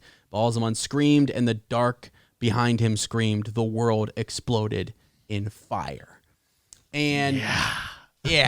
so, like the rest of this is essentially we learn that they were, you could see this battle take place in the sky, right? The battle over Falme. It seemed as if if you were back in the city or you were on the countryside, this fight was taking, Rand kept referring that he was looking down, essentially, on the Heroes of the Horn battling with the Seanchan. And it's just an epic fight. It's absolutely epic. And I think I'm with you, man. I don't know that Balzamon knows what he's talking about. I think he's talking that's a big what I'm game. starting to say, because just like everything, I've yet to really see him do anything spectacular. So that's just kind of how I'm feeling about that. So man, epic fight. So so after that, right, so chapters 48, 49, and 50 is really just kind of the aftermath of all of this stuff.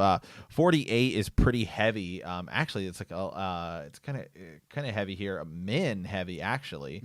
Right, like Min's kind of wandering around the city, trying to she's searching for Elaine, Egwene, and Nynaeve.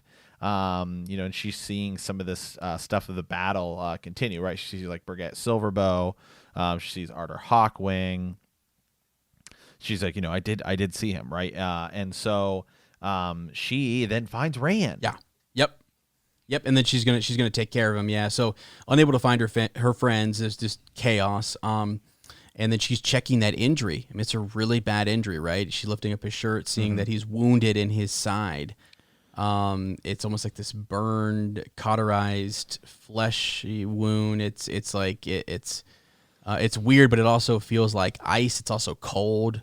And in a lot of ways, it's not a normal wound, and we know that was the strike that Balzamon put on Rand, that he made on him, and then so she drags him towards a building, and while he is unconscious, she talks aloud to him about her feelings for him. She loves him, and I think.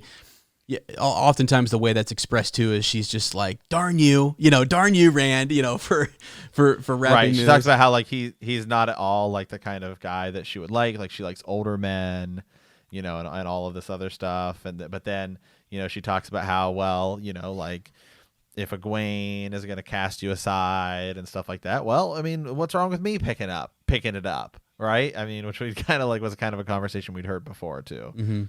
Yeah. Yeah, exactly. Yeah, so Min and Egwene, they have that talk where where essentially, because we up to this point we've thought that all Rand was thinking about during the battle was saving Egwene, but he refers to her as this piece of his life, like something important, a friend.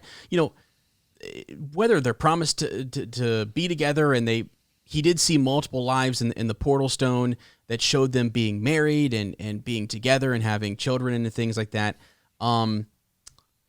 She's important to him, but Min loves him, and Min actually, there's a part in this chapter where they kind of confront one another, and she says, kind of like what you said to Elaine, you tossed him aside for the White Tower. Why do you care if I pick him up?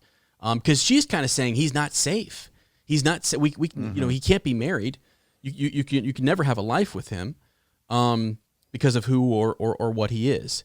And Min doesn't see it that way. So yeah, she loves him.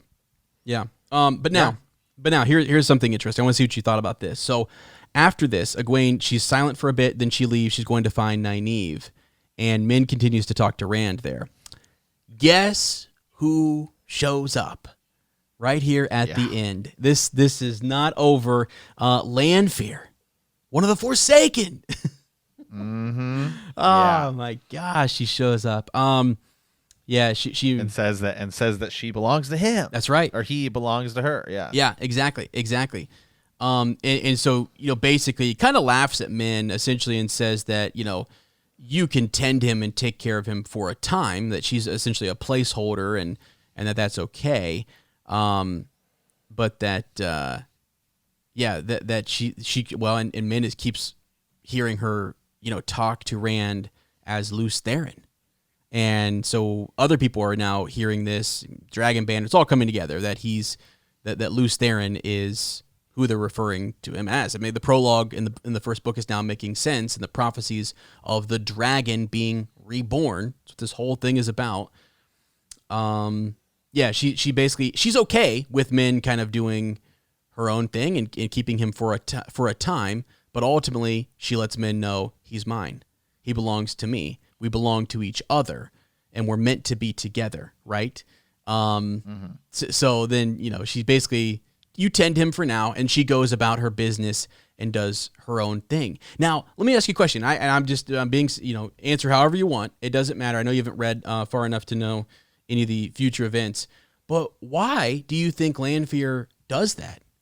Why don't you think she's a member of the Forsaken, And she just kind of shows up and says her piece, and that's it, and doesn't attack or do anything or try to see it. Right. Yeah, again, I don't know. It seems like these Forsaken, right, and Balzamon are all they're just waiting for something else to happen, right? I don't know, because it just seems like why wouldn't she just take him right there? Min's not going to stop her, Yeah, I don't know. It seems, I don't know. Maybe the time isn't right. Balzamon just lost. Mm-hmm, okay. So maybe, and the Heroes of the Horn are right there. So maybe not really the best time to try and do something. But. Yeah. Okay. No, that's good. See, there's no right or wrong answer. It's just thoughts. As you get towards the end of something, it's sort of like, well, why do you think that happened? And then your answer is great. You think back to what is going on we've heard about the Forsaken. Is there something else that we're waiting on? Is the time not right? It seems that timing is important. We just heard from Arthur Hawkwing that this weave was set, that this moment in time was meant to be, and that it was supposed to happen. So yeah. I remember when I first read it, I was just like, what? Why? What? She's just cool. There's something up with Lanfear. I'm like, why would she just let him chill there and not take him, So maybe we can ask folks in the group over on Patreon or wherever else, if they're thinking the same thing, or if there's more clues earlier on in the book that tell us maybe why she would behave this way. So, okay. Yeah, that's pretty much to end that chapter. You bounce over to Amadicia, where Child Barrows is going in to relay to Pedron Nile what the death of Lord Captain Bornhold, and tell him about what happened in Falme, and that whole, it's just a quick little, this is what happened, letting the Lord Commander know that all these White Cloaks were killed out there, essentially. So, then 49 and 50. both of these chapter 50 is actually really short, or really it's just kind of the aftermath, right? So Rand and Moraine kind of has a conversation where she tells him that another seal has been broken, right? Yep. Right. That shows him 2 broken seals, right? And there's only 4 left to find. Yeah, I know. So she Moraine shows up here at the end. Where was she? What was she doing? What's going on with her is another question I could ask you, right? Like why wasn't she here? It's weird. We get Varen's been there. They talk about Padan Fain a little bit, right? In that Padan Fain is something other than just a dark friend. He's not your average dark friend, all right? Yeah, and we'll talk about that. We have a pigeon, actually, here at the end of this episode. We were going to talk about where someone mentions the connection, and we can talk about it. Actually, maybe I should pull up the chapter and read it exactly. But Rand, Moraine also heals him to the best of her ability, right? Tries to heal that wound in his side, but there's something wrong with it. There's something that she cannot fully heal him, but it's good enough. It's patched up, I guess. It's a patched up job. Well, that's what she said to Matt, so we'll see what happens with that. Right? Yeah. Right. I mean, so yeah. Moraine, healing skills are not. Come on now, it's dangerous out here. So, but yeah, she finds in Lord Turak's dwelling. That's where she finds that broken seal, which we talked about a few weeks back, or a few episodes back. Balzamon collecting things that he had no idea that he had, Heartstone and stuff like that, and these seals, which Turak gets, and then is broken. Yeah, so that there's 4 left to find now. So, Moraine and Min help him down. They help him, and he and Loyal and Perrin and Lan and the Shinarans, right? They see the dragon banner. They kind of ask what's going on, and it's too late for him to hide. He cannot hide that dragon banner anymore. Huron saw it. Lots of people saw it. The story is spreading that he is the dragon reborn. And Matt, what have we learned in these first 2 books about people who claim to be the dragon reborn? Hey man, they get not silenced, but gentle. Gentle, there it is. That's what I'm looking for. Yeah. I mean, the Aes Sedai they come after him, right? That's what happened to Logain. They went down there, they got him. When he sees Rand, he's laughing, and then they take him. We saw him at the tower for just a little bit, and his power he's been severed, been cut off from the power. The ability to channel is gone, and so, but now he's with Moraine, and again, Moraine and Varen were there when they were talking to the Amerlin about they believed he was the dragon reborn, not a false dragon, not just, but the dragon. So if you believe that, then they want to guide him in these different ways so that he'll fulfill the prophecies so that he can be there for the last battle. Moraine often says, if he gets killed along the way, he's no good to us in the last battle. We lose. We need him there at the end, is kind of what she keeps saying. But she tells him it's too late to hide now, that you are the dragon, and it's been proclaimed. People saw it above Falme. The story spreads across the world, right? That's sort of the chapter 50. Is that people are talking about it. One person said it happened this way, one other person said it happened this way, but they all agreed on like one thing, right? Like the dragon banner.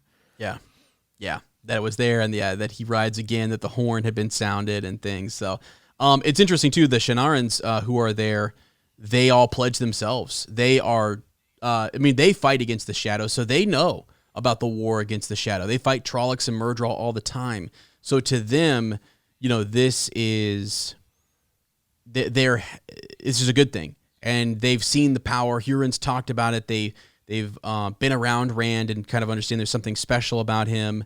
The fact that they're chasing down the Horn of Valyr, it all seems to kind of like add up in their minds. Like if you were in a different country and you heard about this, you might go, "Oh, this sounds kind of crazy."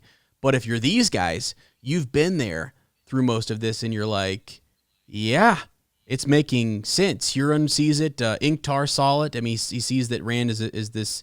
They call him Lord Rand, and there's no why. It's the way he carries himself and stuff. So, but man, yeah. So that's That is that, yeah, that they saw the banner of the dragon reborn. Man. And so it kind of ends with this. And men cried out to the Creator, saying, O light of the heavens, light of the world, let the promised one be born of the mountain, according to the prophecies, as he was in ages past and will be in ages to come. Let the Prince of the morning sing to the land that green things will grow and the valleys give forth lambs. Let the arm of the Lord of the dawn shelter us from the dark, and the great sword of justice defend us. Let the dragon ride again on the winds of time. Yeah. The end of the second book. So cool. So cool. So how do you feel about, two books under your belt? I mean, hey, dude, it feels good, man. I mean, I'm ready, like in possibly season 1 of the show. So I just feel like ready for, I mean, I'm already into just a little bit. I just done the prologue and like the first 2 chapters of The Dragon Reborn as the 3rd book. But I do know that we have 12 books to go. So I mean, we'll see as we go on there. But yeah, I mean, originally, I guess to my kind of research and stuff, wasn't this originally it was almost going to be a trilogy? Yeah, I think so. I've read that. I've heard people say that. Right. Yeah. So it's interesting how it's developed and it's grown. And I don't know though. I've heard that rumored, but because I mean, I could almost see it. I mean, like if the whole, not that it does, obviously, but if the whole thing were to end in the next book, like, oh, I could see that. I could see it, like just in my mind envisioning. Well, they get to the thing, they have a final battle, and that's kind of the end of it. I mean, I could see it. Mm-hmm. Mm-hmm. Yeah, I know.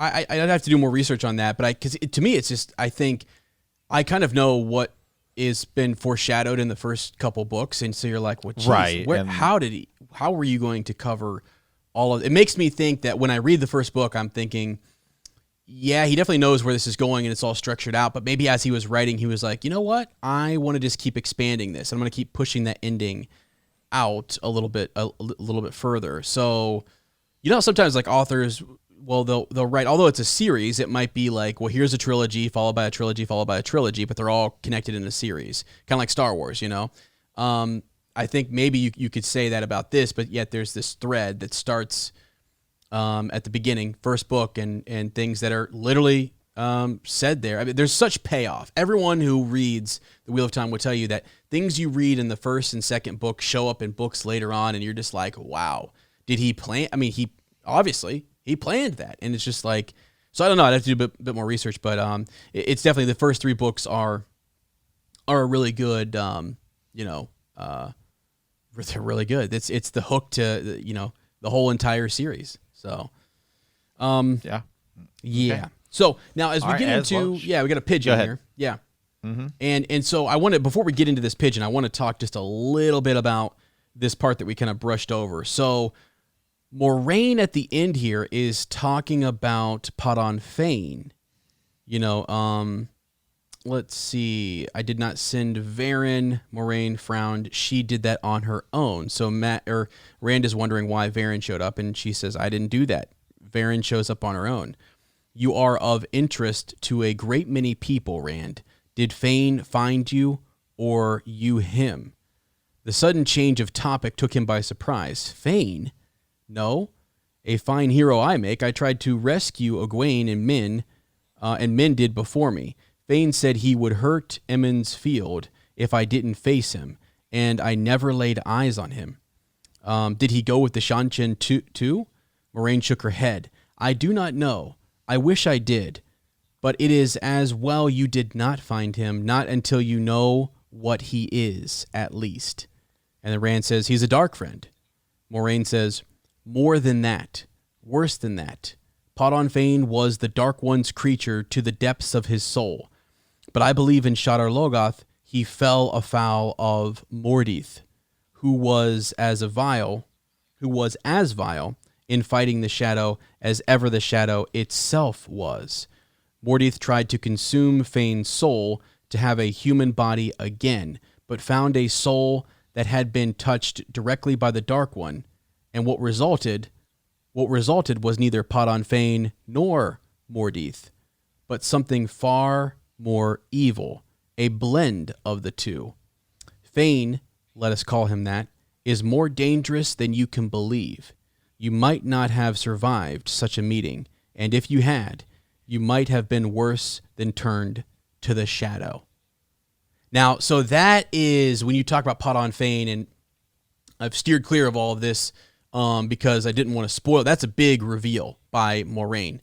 You know, what is up with him? I mean, he kills a Murdraw, right? He pins him to a door, tortures him. He just like Trollocs are like are afraid. Now, when we first come across Padan Fain early on, he's just a peddler. He's the Dark One's hound. He's basically racing against Moraine to find the Dragon Reborn, or to find these individuals that the Dark One wants him to find. When they go into Shadar Logoth, remember that Murdraw and Trollocs and Shadowspawn would not enter there. It was a place that there was a different type of evil that showed up there, and it consumed those people. And it was, you know, when Shadowspawn fear going in, it's worse than their own masters. You know what I mean? Like, what? They had to be driven in there.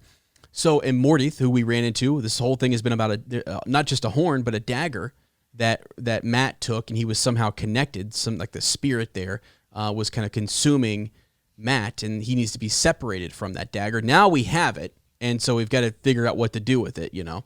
But Mordeith is, yeah, so he's different, right? He's something that would fight against the shadow and was maybe even worse than the shadow. And now it seems that he latched on to Padan Fain. And so she says, you know, Fain, we can call him Padan Fain, but that's not who he is anymore. He's something far worse. And if you encountered him, you might not have survived. Like, wait a second. Rand just encountered Balzamon, right? I mean, he just encountered he might be something beyond Balzamon. He might be. I don't know. So I think that's interesting. And that kind of leads us into our pigeon here, which comes from Whitney Robinson, who, Lady Whitney, thank you so much for sending this in. In one of our earlier episodes, I asked the question about Mashadar, and I was kind of saying, you know, what is it? You know, we were throwing that question out there, and a lot of times I throw out I throw out questions just to kind of stimulate conversation, or to have Matt think about something and make a prediction, or, you know, a guess on what do you think at this point. That's the beauty of this. I think this podcast is you're capturing sort of those raw, you know, reactions, as you move through. So. She says this, though. First and foremost, thank you for the hard work on putting together this podcast. I've been looking for a Wheel of Time podcast for ages, but couldn't find one that I liked until Ezra mentioned this one on the latest episode of Swish and Flick. I'm only on episode 7 and just finished the episode about Shadar Logoth and wanted to address some questions that have probably been answered already in episodes that I haven't gotten to yet. And I did mention this once with Lady Heather, but I think this is the perfect time to bring this up because Moraine confirms for us here that there's something more to Mordeith and Padan Fain. One, it sounded like you had some questions regarding Mashadar and what it was. It is my understanding that Mashadar is the physical manifestation of Shadar Logoth's evil. Basically, Aradhal became so evil in a different way than the Dark One that the whole city was corrupted and rotted from the inside out. After the population had disappeared, all that was left was the fog, Mashadar, and Mordeith. This could also be totally wrong. No, I think she's right. She said she didn't have the books right with her when she was writing this, but yeah, I agree. That is sort of that. It's that physical manifestation of that evil. It's evil. Yeah, that's represented there. So that's what had crept in there and had latched on. 2, messages are sent by Pigeon. And we just figured that out a couple episodes ago because I was reading ahead. And so thank you so much because this now is our Pigeon section. Not ravens, but pigeons. Moraine will send them in a Wheel of Time. So yeah, we send pigeons, and that can be the name for that section of the podcast. So thank you for that. Keep up the great work. And thanks so much, Lady Whitney of House Robinson. So perfect. Pretty cool. But yeah, it is one of those things I think we gotta pay attention to now. We gotta think about Padan Fain in a different way. He's not just a peddler. gosh, we can examine him in a different episode or maybe even in like a YouTube video, but you can go back to his imprisonment and really look at those chapters and hone in on some of those things that he's saying, what's being written on the wall, and the transformation that is happening in Padan Fain. Something is happening to him in those cells, and he is different when he leaves Faldara. Like he's just, he's worse. So yeah, but yeah, thanks, Lady Whitney. Appreciate that. It's awesome. Sir Matt, I guess going into predictions, gift of foretelling, you're already a little bit ahead. Right. I mean, not very far into the next book, but wow, man, I don't even know where to begin. I mean, we're heading into a new book. I mean, I guess we're going to see. I mean, I don't know. We're in like aftermath of just summoning all the freaking heroes of the Horn back. Right. So, I mean, we got to go find what's next, right? We know that there's more seals to be broken. So, okay, we're going to be, seeing some more of that. Okay, yeah. I mean, the next book is called The Dragon Reborn. So I think it's going to be a little more known maybe to who Rand al'Thor is to more people by like the end, I guess, of next book. Rand and Min's relationship, right? Yeah. Getting explored a little bit more. Obviously, then Egwene, Nynaeve's training is going to continue. So, I mean, that's kind of, that's where we'll go. But who I'm excited to see, who we haven't seen in quite some time. Yeah. Is Lan. We're gonna. I mean, where's Lan been? Okay, right. I mean, like, exactly. We're gonna run into him again. I mean, what's Lan been up to? Right. Hey, I love that because that's the whole thing. Is like what happened to Moraine and Lan? They're gone for a bit. Like what were they doing? I mean, we get a chapter about that just a little bit when she faces down the Drakkar, but you're still like, whoa, where have they been? I mean, so it'd be nice. I couldn't even tell you the last chapter we saw Lan in was like, I don't know, probably more. I mean, more than 10 chapters ago, right? I mean, it's been a while. Oh yeah, it's been a long time. Yeah. So, yes, I think you're going to be excited to get into this next book and figure out what's been going on with them, and then it's always nice to have him on the pages. I love Lan. He's something else. He's good. So. All right, cool. That's great. That is great. Let's to answer the call. So again, we always follow these episodes up with an extended edition over on Patreon. I actually am going to have a few friends on later this week to discuss again some of the books and a little bit of some spoiler stuff. So I might do some early release stuff on there for our patrons to give them something. Working on I've got the shirt design. I just need to get that finished up, sent out to our patrons there. So thank you again for all of your support on Patreon. We have discussion threads over there, polls, and things like that. I actually, as I said in this episode, I don't care, Sir Matt. I'm making a shirt. The light and Shinowa. Let's go. It's gonna be. I'm gonna wear it around, and I'm gonna on the back. I'm gonna say, if you know, you know. I mean, like this is. I want to see how many people get that reference, and I want those Wheel of Time fans to approach me and say, I got you. I know where you're coming from, and I love it. So anyways, we do fun stuff like that over on Patreon, so you can check that out. And then again, anyone who is a listener, and if you're interested, go over to the YouTube page, type in Heroes of the Horn. We also have a link in the description where you can go and subscribe to the channel. The more subscribers we get, honestly, it really does help the podcast, and it helps, just us in general, because we're going to be trying to make a lot more content. We're going to do watch parties. We're going to do reactions, all that kind of stuff over there as we get super hyped for the TV show, as we get more information later this summer, early fall, when I believe we're going to have a trailer. So, yeah. Absolutely. All right, guys. Well, we want to thank you for answering the call. In our next episode, we will be discussing the prologue of The Dragon Reborn. Yeah. If you like our podcast, don't forget to subscribe, like us, write a review, leave a comment, or send us a message at thehornofvalir@gmail.com. We will see you soon, and remember that the grave is no bar to our call.